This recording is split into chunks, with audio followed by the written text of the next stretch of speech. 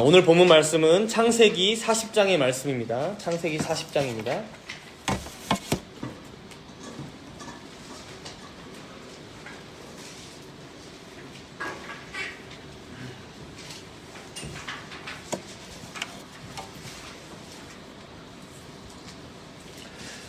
오늘 본문은 창세기 40장인데 제가 봉독은 1절에서 8절까지만 봉독하도록 하겠습니다.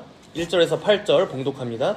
그 후에 애굽 왕의 술 맡은 자와 떡 굽는 자가 그들의 주인 애굽 왕에게 범죄한지라.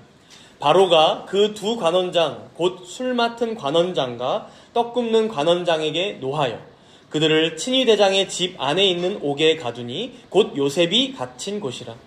친위대장이 요셉에게 그들을 수종들게 하매 요셉이 그들을 섬겼더라. 그들이 갇힌 지 여러 날이라. 옥에 갇힌 애굽 왕의 술 맡은 자와 떡 굽는 자 두 사람이 하룻밤에 꿈을 꾸니 각기 그 내용이 다르더라. 아침에 요셉이 들어가 보니 그들에게 근심의 빛이 있는지라. 요셉이 그 주인의 집에 자기와 함께 갇힌 바로의 신하들에게 묻되 어찌하여 오늘 당신들의 얼굴에 근심의 빛이 있나이까. 그들이 그에게 이르되 우리가 꿈을 꾸었으나 이를 해석할 자가 없도다. 요셉이 그들에게 이르되 해석은 하나님께 있지 아니하니이까 청하건대 내게 이르소서. 아멘. 우리가 계속해서 살펴보고 있는 요셉의 생애를 한번 생각해보면 참 기구한 인생입니다.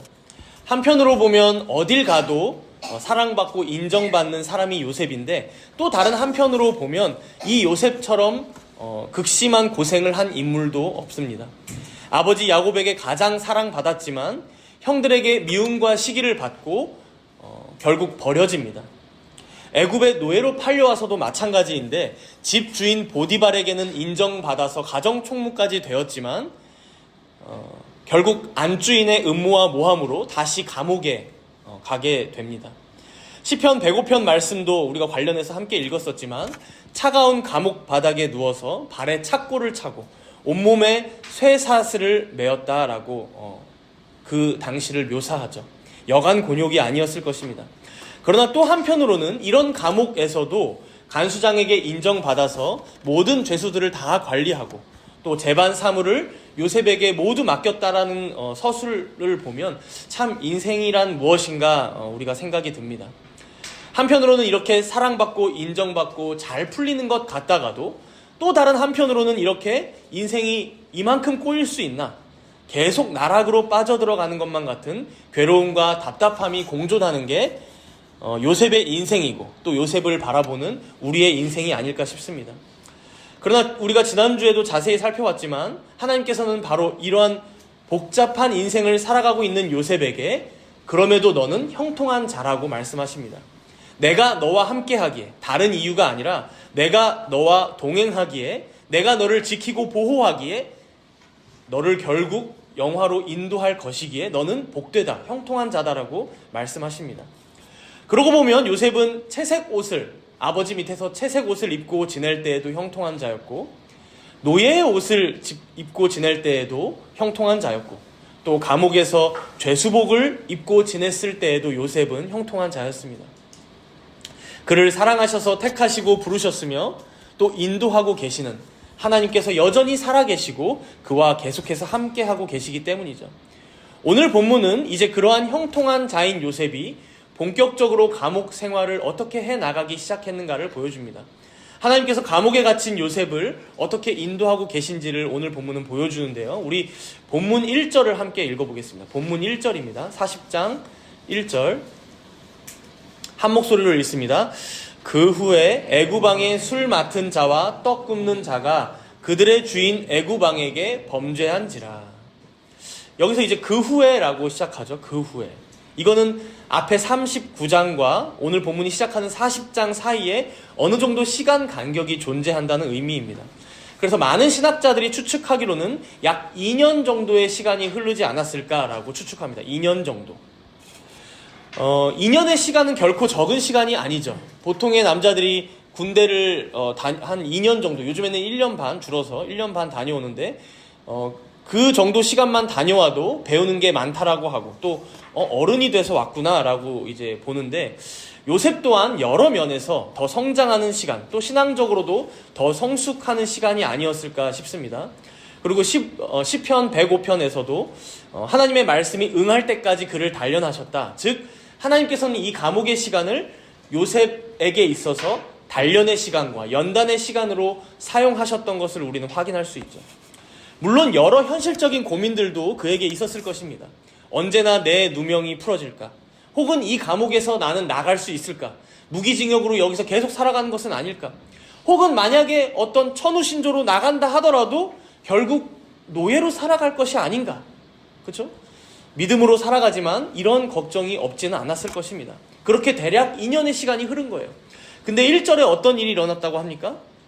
술 맡은 자와 떡 굽는 자가 그들의 주인 애굽 왕에게 범죄했다라고 하죠. 우리가 쉽게 생각하면 술 맡은 자, 떡 굽는 자는 술 빚는 자, 그리고 떡을 굽는 자니까 무슨 주방장 셰프 정도로 생각하기가 쉽습니다. 요즘 대통령 옆에서 술을 내어준다던가 요리를 해주는 사람이라면 그 정도가 맞습니다. 그렇죠? 그냥 요리 잘하는 사람들 중에 이제 리더인 거죠. 그러나 고대 이집트에서는 그 위상이 달랐습니다. 고대 이집트 벽화를 보면 파라오가 이제 많이 등장하지 않겠습니까? 파라오 옆에 이 술 맡은 자, 그리고 떡 굽는 자가 등장하는 벽화가 종종 있다라고 합니다. 파라오 옆에서 그를 시중드는 장면으로 이들이 등장한 거죠. 또 고대 문헌에 살펴보면 이들의 역할이 무엇이었는지도 이제 기록이 되어 있는데, 먼저 술 맡은 자는 왕의 식사 때 술을 따라주는 역할을 하면서, 여러분 술을 마시면 어떻게 돼요? 긴밀한 대화를 하게 됩니다. 그래서 아주 긴밀한 소통을 바로와 하는 자였고, 그래서 왕실의 재정관리라던가 그리고 다른 나라에서 온 외교관들을 어떻게 접대할 것인지, 즉 이 나라 내치와 그리고 외치까지도 직간접적으로 영향력을 끼치는 굉장히 영향력 있는 인물이었다고 해요. 술 맡은 자. 그리고 또 한편으로는 떡 굽는 자도 당시에 굉장한 기술자로 알려져 있습니다. 어떤 이집트어 사전을 보니까 당시에 케이크만 해도 38가지 종류가 있었다고 해요. 여러분 요즘 스타벅스를 가도 그 정도가 없어요. 그렇죠? 근데 케이크가 38가지 정도가 있었고 빵은 57가지나 다양한 빵을 구웠다고 합니다. 당시에. 그러니까 요즘으로 보면 파리바게뜨 대표 정도 되는 거고, 사실 더 높죠. 그 이집트에 이런 사람은 한 명이었던 거예요. 지도자였던 거예요. 빵 굽는 사람 중 대표. 거기다 빵이 당시에 이집트 사람들의 주식이다 보니까 결국 왕이 먹는 모든 음식을 관장하는 아주 중요한 직책이고, 더해서 여러분들 이집트에 얼마나 많은 신들이 있습니까? 가끔 박물관에 가보면 이집트 신들의 족보가 쭉 막 3대 4대로 이렇게 막 퍼져가는 것을 볼 수 있을 정도로 굉장히 이방 신들이 많았는데, 그 신들에게 매번 제사를 지내거든요. 그 제사를 지낼 때마다 그 제사상에는 빵이 올라갑니다. 즉 이러한 이방 신들에 대한 종교 의식, 이런 제사까지도 다 관장하는 사람이 바로 빵 굽는 자였음을 우리가 알 수 있는 것이죠. 그러니 여러분, 이 두 사람의 위상이 어떻습니까? 보통 사람들이 아닙니다. 그래서 2절에 한번 보시면, 2절에 보시면 이 둘을 뭐라고 표현합니까? 관원장이라고 표현하는 거예요. 그러니까 처음에는 그냥 술 맡은 자, 떡 굽는 자인 줄만 알았더니 관원장이었던 거예요. 각 분야의 최고 관리이다라는 거죠. 술로는 이집트 대표, 빵으로는 이집트 대표, 이 두 사람이었던 거예요. 그러니까 요즘으로 보자면 어떤 직위에 비유할 수 있을까요?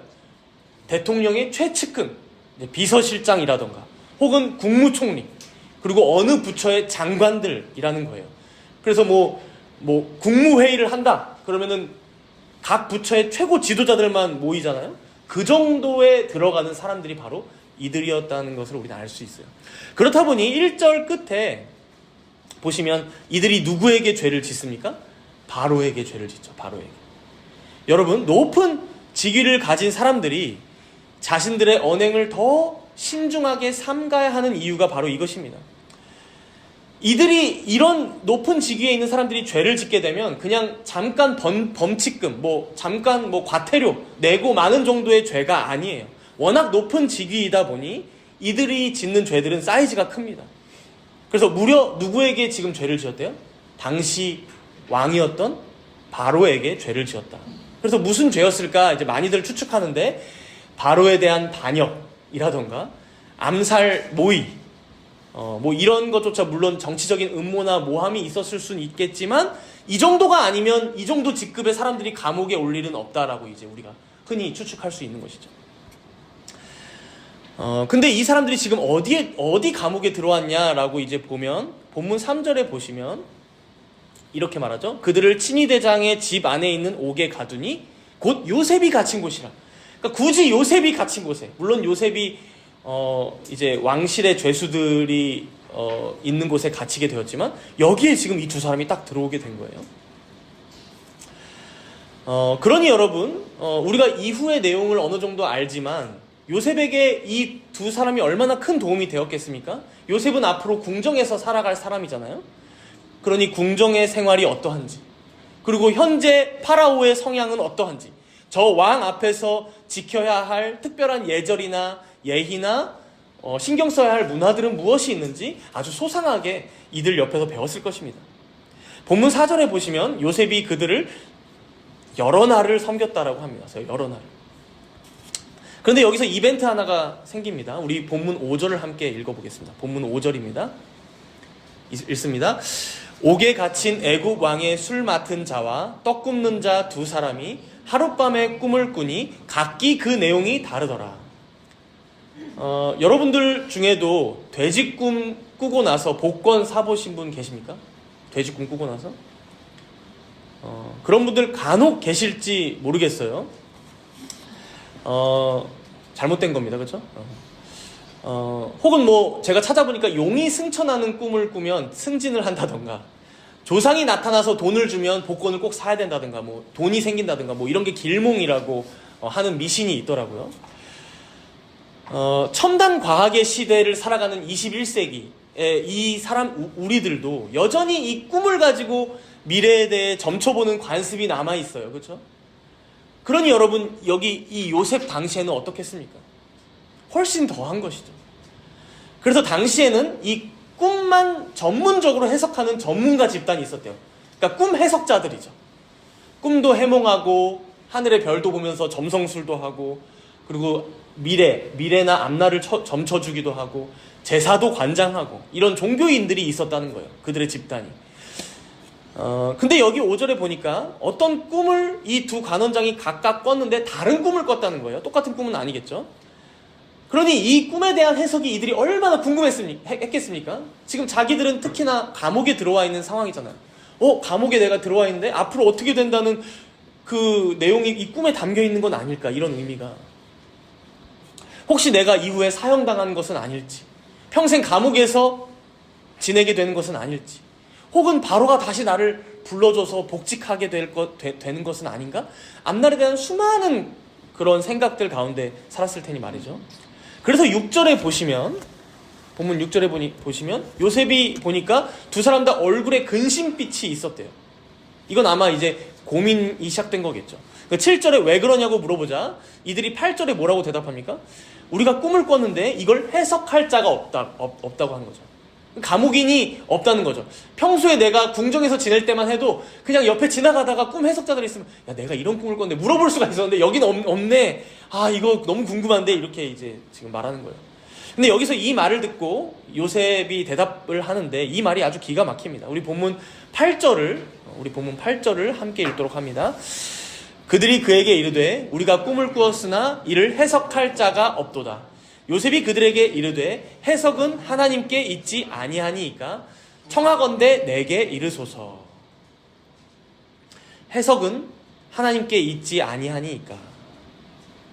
해석은 하나님께서 하시는 것이지 그걸 해석하는 전문가 집단이 할 수 있는 게 아니라는 것을 지금 천명하고 있는 것입니다. 요셉은. 아마 간원장들은 이 말을 듣고 요셉이 믿는 신 엘로힘, 여러분 이 단어는 엘로힘이거든요. 그리고 당시에 그냥 보편적으로 썼던 신의 칭호예요. 그러니까 저 요셉이 믿는 신이 따로 있나 보다, 그래서 그 신이 내 꿈을 해몽해 줄 수 있나 보다 정도로 생각했을지는 몰라요. 그러나 요셉의 이 말 속에는 더 깊은 신앙이 들어있는 것이죠. 우리가 이 요셉의 신앙을 세 가지로 정리하며 기억하면 좋을 것 같아요. 먼저 첫 번째로는 주보에 나와 있어요, 문제에. 그래서 여러분들 조금 기억할 수 있도록 적어놨으니까 참고하시면서 보시면 좋을 것 같습니다. 첫 번째로는 하나님의 주권을 온전히 인정한 것입니다. 하나님의 주권을 온전히 인정한 것. 제가 방금도 설명드렸지만 당시의 꿈은 그냥 단순히 오늘 이상한 꿈 하나 꿨네 정도가 아니라 내 미래가 어떻게 될지, 내 앞날이 어떻게 될지 가늠해보는 어떤 수단으로 여겨졌습니다. 당시에는. 즉 지금 요셉이 이런 꿈에 대해서 그런 꿈의 해석은 하나님께 있습니다 라고 말한 것은 무슨 의미예요? 당신의 앞날은, 당신의 미래는 하나님께 달려 있습니다. 즉 이 꿈을 꾸게 하신 이도 하나님이시고 이 꿈의 내용대로 계획하신 분도 하나님이시며 그 꿈대로 이루실 분도 하나님이십니다 라는 하나님의 주권에 대한 그의 신앙 고백이었다는 것이죠. 그래서 요셉 자신에게 이 꿈을 해석할 능력이 있는 게 아니라 이 꿈을 꾸게 하시고 이루게 하시는 분이 하나님이시니 당연히 그 해석은 하나님께만 있다. 어떻게 될지 아는 것은 주님밖에 없다라고 지금 고백한 것이죠. 그리고 두 번째로는 당시 문화와 통념에 대한 도전입니다. 당시 문화와 통념에 대한 도전이었습니다. 당시에는 이런 꿈을 해몽하고 해석하는 사람들이 따로 있었다고 했죠. 그들이 없으니 이제 물어볼 곳이 없어서 얼굴빛이 안 좋아지기 시작한 건데 요셉이 뭐라고 한 거예요? 사실 그들이 해석의 전권을 쥐고 있는 게 아니다라고 도전한 거예요. 그들이 해석을 말한다고 해서 그게 그대로 되는 게 아니다. 이 꿈을 꾸게 하신 분은 하나님이시기 때문에 세상의 모든 지혜와 지식의 근원은 내가 믿고 섬기는 하나님께만 있기 때문에 그러한 꿈 해석 전문가들이 아니라 오히려 이러한 여호와 하나님을 믿고 따르는 나에게 말해주셔야 당신들은 그 꿈에 대한 정확한 해석을 알 수 있습니다 라고 나에게 얘기해 주세요라고 한 겁니다. 나에게 얘기해 주세요. 그리고 세 번째로는 이방인 앞에서 자신의 신앙을 고백한 것입니다. 이방인 앞에서 자신의 신앙을 고백한 것입니다. 여러분, 이 두 간원장들은 먼저는 파라오, 그러니까 바로를 신으로 섬기는 자들이었어요. 당시에 바로는 신의 아들로 여겨졌었습니다. 그리고 또 그 수많은 이방 신들에 대한 제사를 담당하고 준비하는 자들이었을 거예요. 빵 굽는 자뿐만 아니라 술 맡은 자도 여러분 술상에 안 올라가겠습니까? 제사상에? 술이 당연히 올라가죠. 그러니까 이런 이들 앞에서 지금 요셉이 어떻게 한 거예요? 전혀 쫄지 않습니다. 담대하게 말하죠. 해석은 그런 우상들이 하는 게 아닙니다. 오직 해석은 지금도 살아계셔서 온 우주 만물을 다스리시고 섭리하시는 여호와 하나님께만 있습니다 라고 고백한 거예요. 확실히 요셉이 많이 변했죠. 감옥에서의 시간이 그에게 연단이 된 것 같아요. 더 굳건해지고 단단해졌습니다.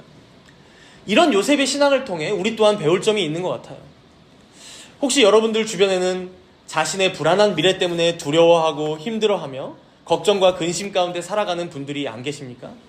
아니면 여러분 본인이 그러진 않으십니까? 오늘 본문의 두 간원장들처럼 미래가, 앞날이 걱정되어서 얼굴에 근심빛을 안고 살아가는 이들. 물론 우리 중에도 힘든 게 있을 수 있습니다. 여러분들 각자의 인생이 버거울 수 있어요.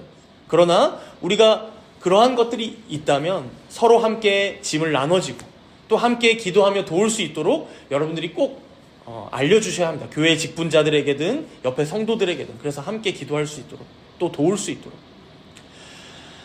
그러나 사랑하는 여러분, 우리의 이웃들이 힘들어할 때, 그래서 내 남편이나 내 아내나 내 자녀가 미래에 대해 불안해할 때 우리는 말할 수 있어야 합니다. 요셉처럼, 오늘 본문의 요셉처럼 뭐라고요? 해석은 오직 하나님께만 있다.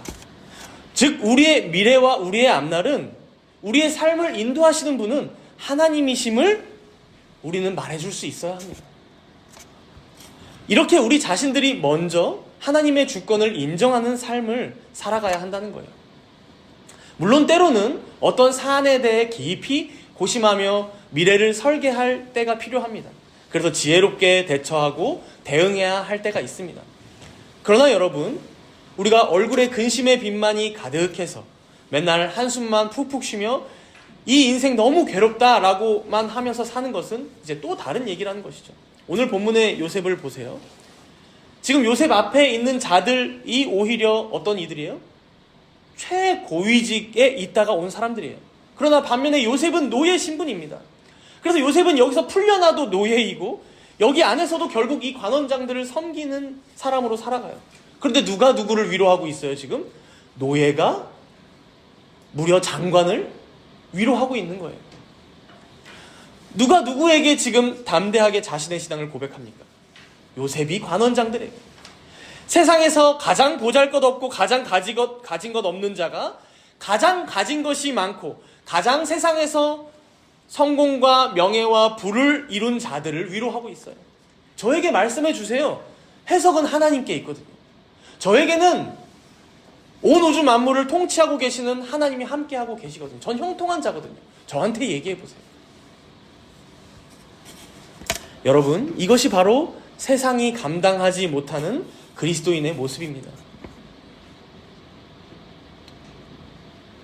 사랑하는 여러분, 사람이 마음으로 자기의 길을 계획할지라도 그 걸음을 인도하시는 분은 주님이심을 꼭 기억하시기 바랍니다. 그렇기 때문에 요셉은 당시 만연했던 미신들, 우상들, 여러 관습들이나 통념들을 깨고 하나님에 대해 증거할 수 있었습니다. 요즘도 그렇죠. 저기 점집이 그렇게 용하대.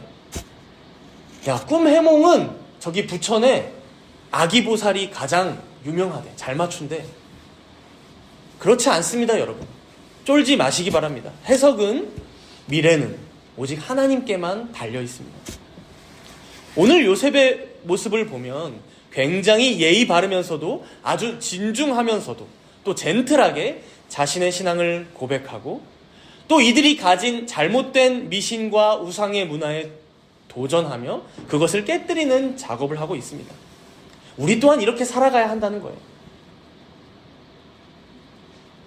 그저 교회의 세력을 앞세워서 그 위상을 위시하며 하나님을 증거하려고 하는 방식들이 아니라 오늘 요셉처럼 하나님을 전혀 알지도 못하는 이들이 듣기에도 충분히 공감하고 들을 만한 그리고 그들에게 꼭 필요한 내용들로 우리의 신앙을 고백하고 그렇게 하나님에 대해 전해야 하지 않을까 하는 것이죠. 이게 진정한 전도입니다. 오늘 요셉의 모습이 진정한 전도예요. 갑자기 지나가는 사람 붙잡고 예수 천국, 불신 지옥이라고 외치는 게 전도가 아니라는 거예요. 여러분들도 지내다 보면 미래에 대해 불안해하고 걱정과 근심으로 살아가는 이웃들을 만나게 되실 때가 있으실 것입니다.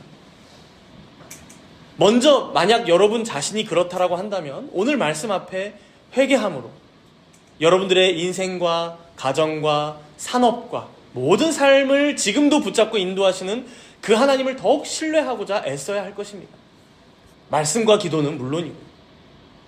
그러고 나서 주변에 이러한 분들이 또 보인다면 오늘 요셉처럼 그들 앞에 담대하게 그러나 예의 있게 그들이 가지고 있는 통념과 간습과 잘못된 문화에 도전하시기 바랍니다. 그렇게 여러분들의 신앙을 전하고 성경의 바른 말씀, 즉 진리, 이 복음을 전하는 여러분들이 되시기를 바랍니다. 이를 위해 먼저 준비가 되어야 합니다. 요셉에게는 이 준비가 여러분 1, 2년에 끝나지 않음을 우리가 볼 수 있어요.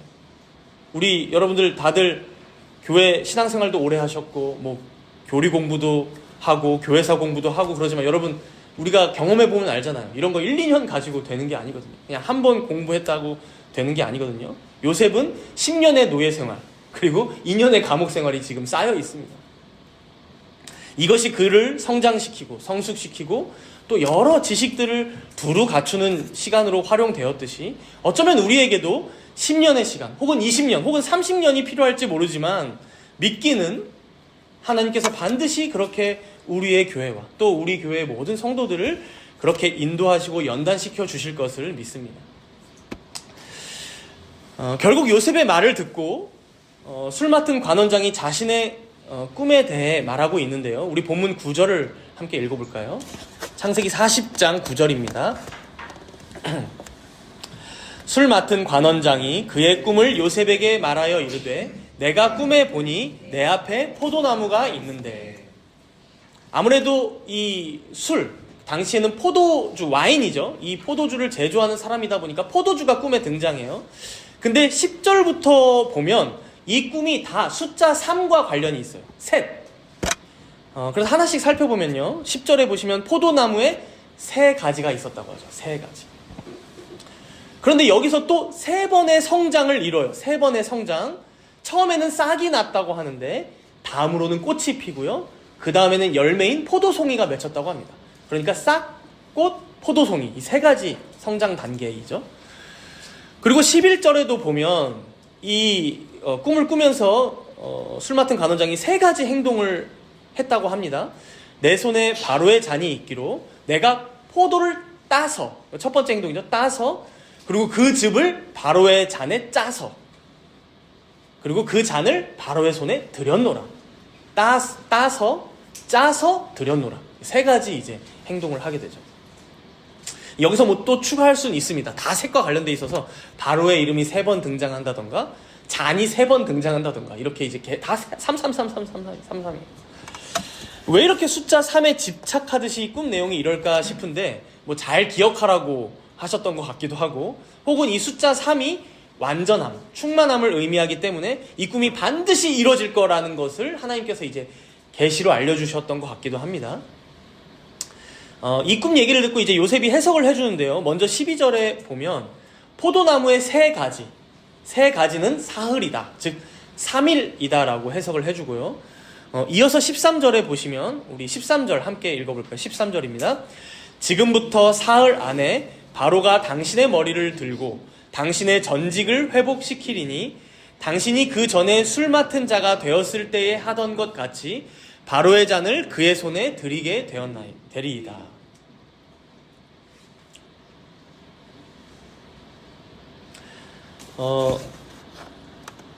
술 맡은 관원장이 어떻게 된대요?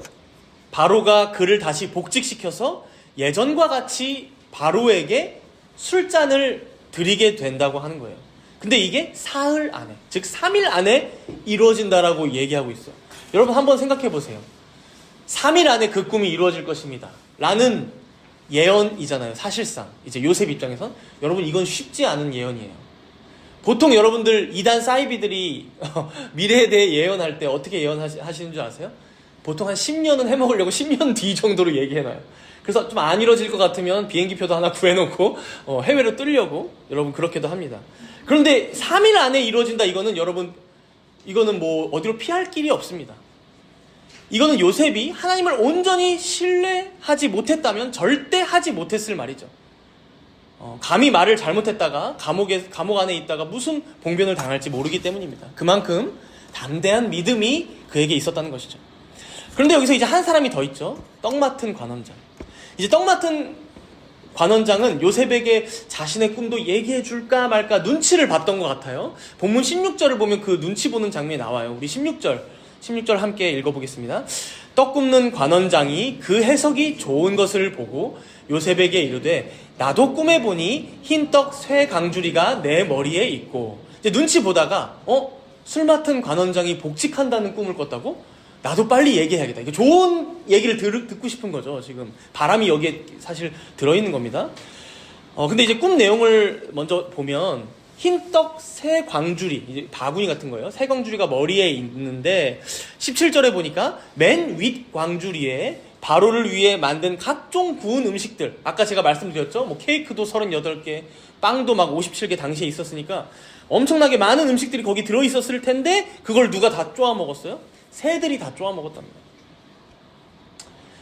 그래서 이걸 다 듣고 이제 18절과 19절에 보면 요셉이 해석을 해주기를, 먼저 새 광주리는 앞에 포도나무 3가지가 사흘이었던 것처럼 새 광주리도 사흘이다. 당신도 3일 뒤에 일어날 일입니다. 그런데 바로가 당신을 나무에 매달아서 새들이 당신을 쪼아먹게 될 것입니다. 안타깝게도 떡 맡은 관원장의 꿈은 죽음을 의미하고 있다라고 얘기해 준 거예요. 술 맡은 관원장의 꿈과 조금 비슷한 것 같았는데 마지막에 들어보니까 결과는 정반대였던 거예요. 여러분, 만약 우리가 요셉이라고 한다면 여러분들은 어땠을 것 같습니까? 이 꿈을 딱 들으면서 이거는 떡 굽는 관원장이 죽는다는 하나님께서 계시를 주신 것 같은데? 라는 생각이 딱 이 마음속에 들었을 때 여러분들은 이 해석을 곧이곧대로 전해주기가 쉬우셨을 것 같습니까? 이거 그대로 전하면 떡 굽는 관원장이 나한테 해코지를 할 수도 있고, 그렇죠? 좋은 말 들으려고 물어봤는데 이거 나한테 화낼 수도 있겠는데, 혹은 너무 이 사람 낙심하고 좌절할 것 같은데 차라리 술 맡은 관원장에게 말한 것처럼 좋은 꿈이라고 좀 바꿔서 전해줘야겠다, 이런 마음이 들지 않았겠습니까? 그러나 오늘 본문의 요셉은 전혀 그렇게 하질 않아요. 이 꿈이 하나님께서 당신에게 주신 계시, 그리고 우리들에게 주신 하나님의 뜻이라면 내가 이것을 곡해서는 안 된다, 왜곡해서는 안 된다. 설사 그 말씀이 우리의 고통스러운 현재의 진실을 드러낸다 할지라도 우리는 그 진리를 가감없이 받아들이고, 그리고 서로에게 전해주는 것이 우리의 사명이다. 즉 해석은 나에게 있지 않고 누구에게 있다? 하나님께만 있다. 오늘 본문의 제목이죠. 앞에서 요셉이 고백했던 말이기도 하고요. 해석은 하나님께만 있음을 계속해서 요셉은 그 입장을 견지하고 있는 거예요. 그래서 여러분, 여기서 우리가 얻을 수 있는 교훈이 하나 있죠. 우리는 하나님의 뜻을 그대로 전하는 전달자이지 해석자가 아니라는 것입니다. 하나님의 뜻을 그대로 전하는 전달자들이지 해석자가 아니라는 거예요. 우리는 해석하지 않습니다. 우리는 하나님의 뜻을 받은 대로 전합니다. 우리가 종종 이제 기독교는 사랑의 종교라고 많이들 알려 있다 보니까, 맞습니다, 사랑의 종교. 그런데 그렇다 보니까 하나님의 심판이라던가 지옥이 있다라고 한다던가 우리가 죄인이라고 한다던가 그래서 회개해야 한다던가 이런 말은 슬쩍 빼고 하나님 사랑만 전하면서 당신은 사랑받기 위해 태어난 사람, 그렇기 때문에 당신이 하나님께로 돌아오면 하나님께서 바로 받아주십니다, 이런 말만 해야겠다, 우리가 이런 생각이 들 때가 많습니다. 그리고 안타깝게도 많은 교회들이 이런 입장을 취할 때가 많죠. 일면 맞는 말이기는 합니다. 하나님께서는 조건적이 아니라 무조건적으로 우리를 택하시고 사랑하시고 그렇게 탕자가 돌아오기만 하면 받아주시는 분이에요.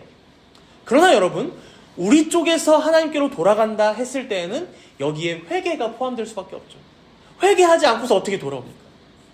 거룩하신 하나님 앞에서 죄인인 우리의 죄와 비참을 깨닫고 우리의 무능함과 우리에게는 구원의 가능성이 전혀 없음을 주님께 의탁하며 우리를 위해 대신 죽으신 그 예수 그리스도를 온전히 영접하고 믿고 의지한다는 우리 편의 회개와 믿음이 포함된 이 전체 행위가 바로 생명 얻는 회개요, 구원 얻는 믿음이기 때문입니다. 참된 믿음이죠.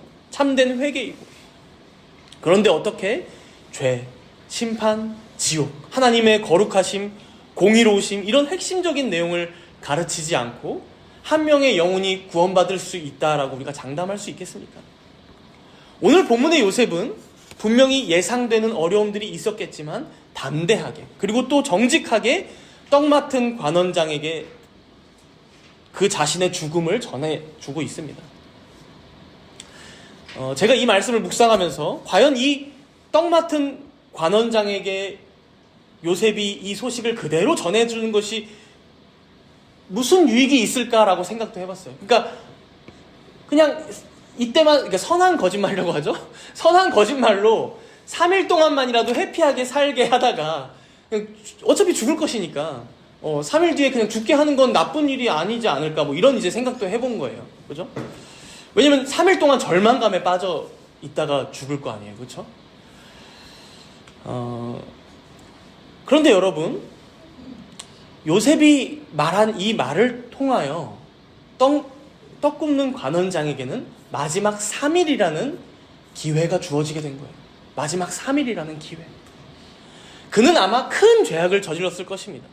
바로가 감옥에 넣은 것으로도 모자라서 그를 끝끝내 처형시켜라 라고 명할 수밖에 없었던 어떤 당시의 반란이나 반역이나 역모에 가담했을 거예요. 최고위직이었기 때문이죠. 바로에게 죄를 지은 것이 그것으로 보이는 것이죠.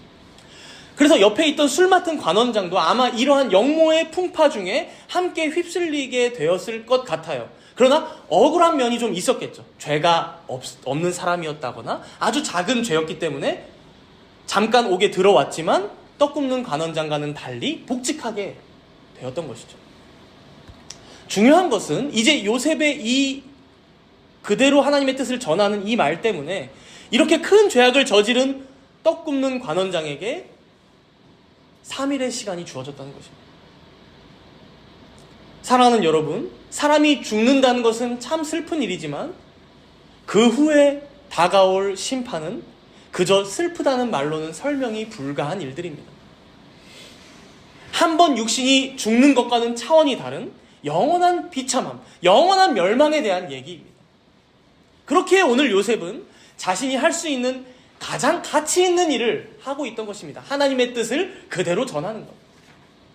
내 생각으로는 안전하는 게 맞을 것 같기도 하지만 아니죠. 하나님의 뜻은 그대로 전하는 것이 가장 지혜로운 길입니다.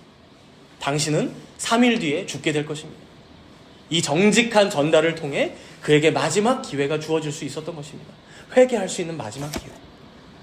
그렇기에 하나님의 말씀은, 하나님의 계시는 가감없이 더하거나 빼는 것도 없이 왜곡됨 없이 그대로 전해야 하는 것입니다.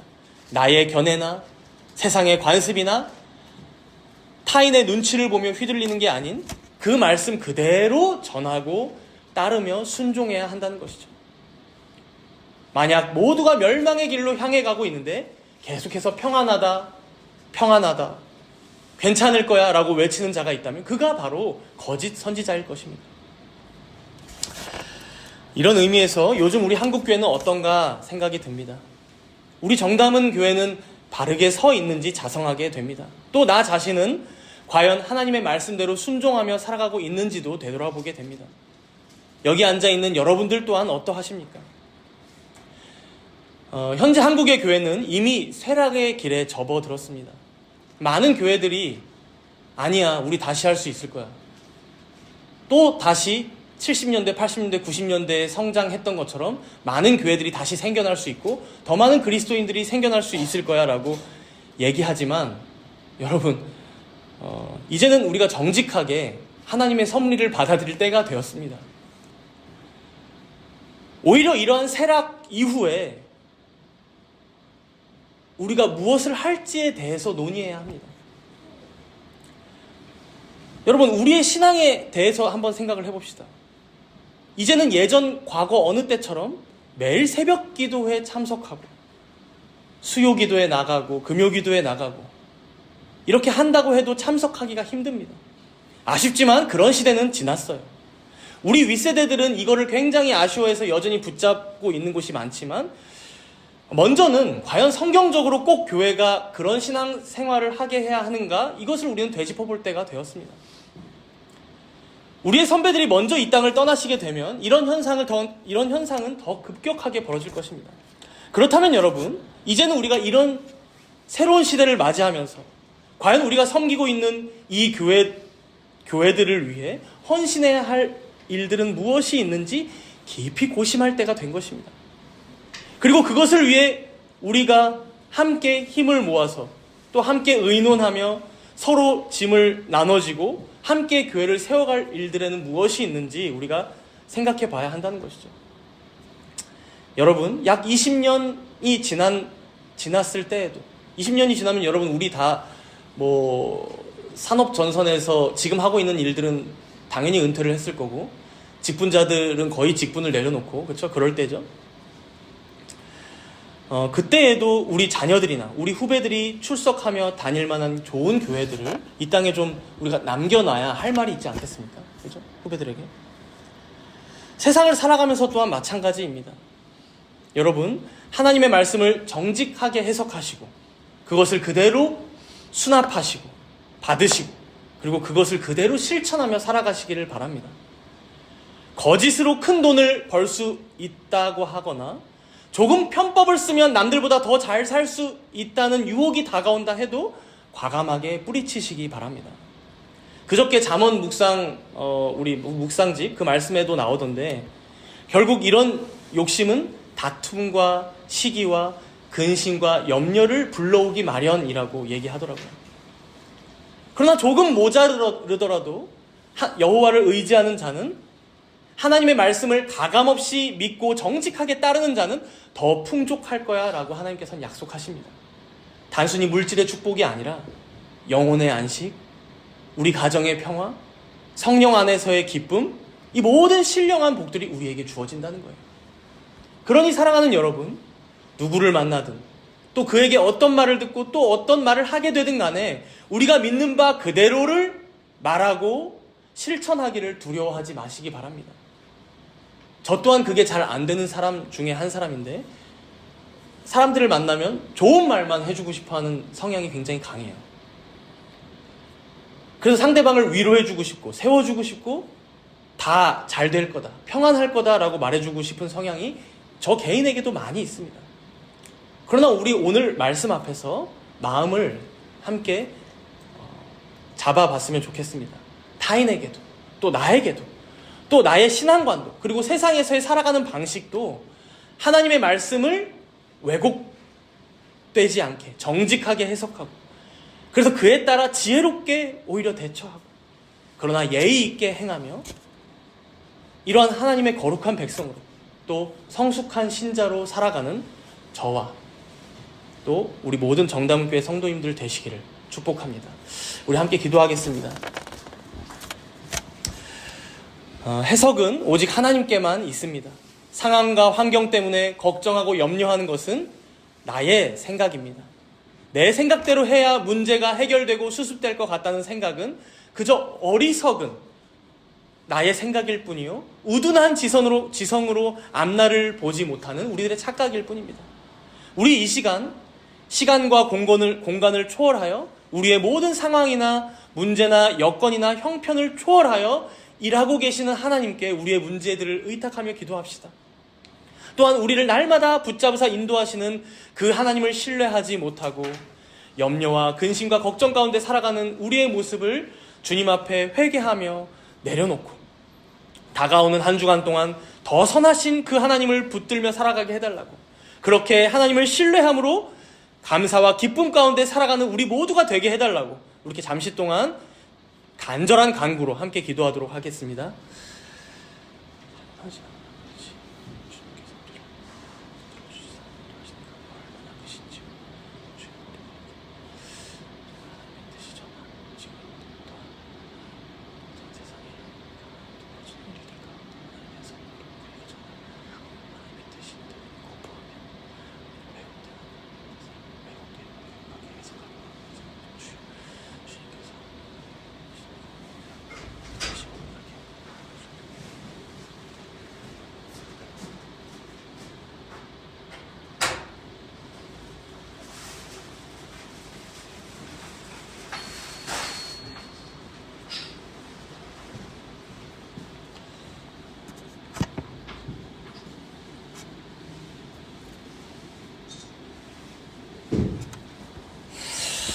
거룩하신 주님, 해석은 하나님께 있다고 고백한 요셉처럼 저희도 삶의 모든 문제 앞에서 오직 하나님의 주권을 인정하며 당신의 지혜와 인도하심을 구하는 자들이 되게 하여 주옵소서.